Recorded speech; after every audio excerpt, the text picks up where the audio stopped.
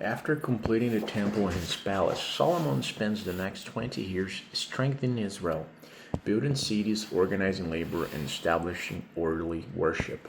This chapter shows Solomon as a builder, administrator, and faithful king who honors the structure God gave Israel. Okay, the first part of this chapter covers Solomon completes his major building projects.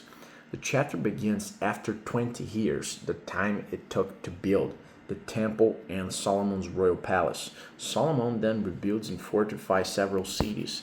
Hiram, from the king of Tyre, had given Solomon cities, and Solomon rebuilt them for the Israelites. He strengthened Lower Beth Horon, Upper Beth Horon, Baalath, and Tadmor in the desert. So these cities routes, guarded trade routes, protecting Israel's wealth and influence. Solomon isn't just a spiritual leader; he's an excellent strategist who builds a strong nation. The second part of the chapter covers forced labor for construction. Solomon uses the remaining known Israeli peoples, Hittites, Amorites, Perizzites, Hivites, Jebusites, as forced labor for building projects. But he does not enslave Israelites. Israelites served as soldiers, commanders, officials, and captains.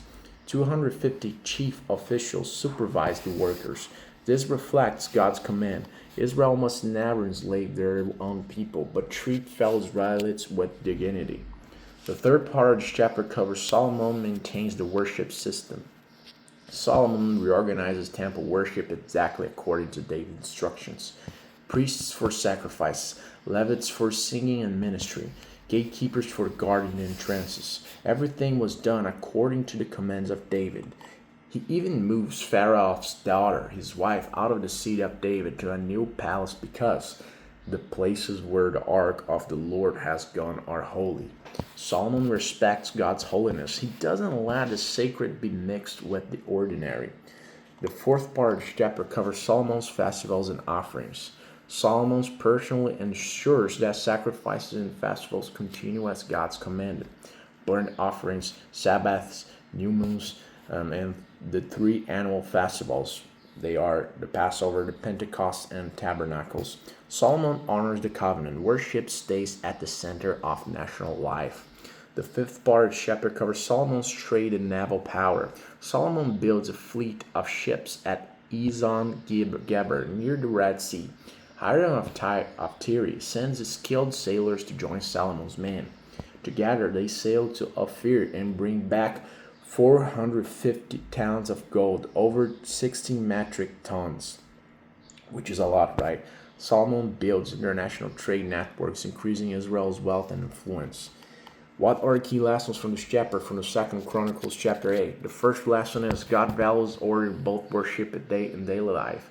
Solomon organizes priests, Levites, cities, and trade. Spiritual and practical excellence go together. Second lesson, holiness must be honored. Even Solomon relocates his own wife to avoid profaning holy places. Third lesson, wisdom builds a strong and secure nation. Fortified cities, trade routes, and officials all reflect godly leadership. Fourth lesson, partnership brings prosperity. Solomon's alliance with Hiram produces huge gains. Wisdom seeks skill beyond its own borders. In summary, the second Chronicles chapter 8 presents Solomon in his mature years as a wise administrator. He fortifies cities, organizes labor, maintains simple worship exactly as God commanded, and expands Israel's iconic power through international trade. His reign reflects strength, order, and devotion to God's commands. In the next chapter, the Queen of Sheba visits Solomon and he reached the height of wealth and wisdom, okay? So everything looks good so far, right? But we'll see the future.